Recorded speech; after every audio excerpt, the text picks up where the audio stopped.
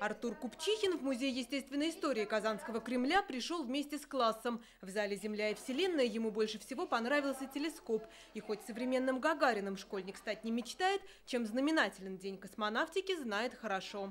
12 апреля Юрий Гагарин полетел в космос. И это был для всего мира очень праздничный день, потому что впервые на Земле полетел человек в космос.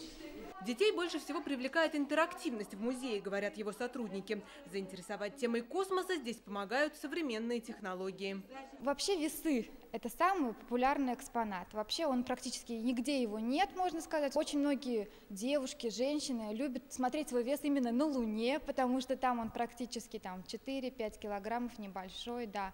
А мальчиков больше привлекает, когда вес такой большой, несколько миллионов, например, как на Солнце. А вот Зоя Антонова рассказывать о космических просторах приезжает к детям сама, вместе с передвижным планетарием. Увлечь может даже маленького ребенка. Говорит, посвящать в тайное устройство галактики никогда не рано.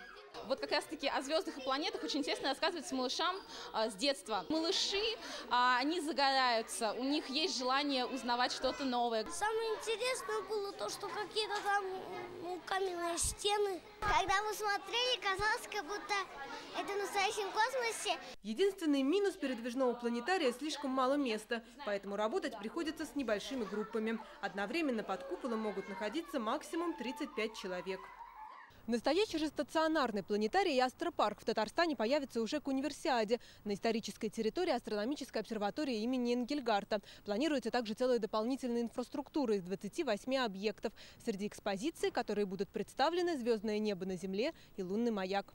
Анна Величко, Рамзиль Гарипов, телеканал Татарстан, Новый век.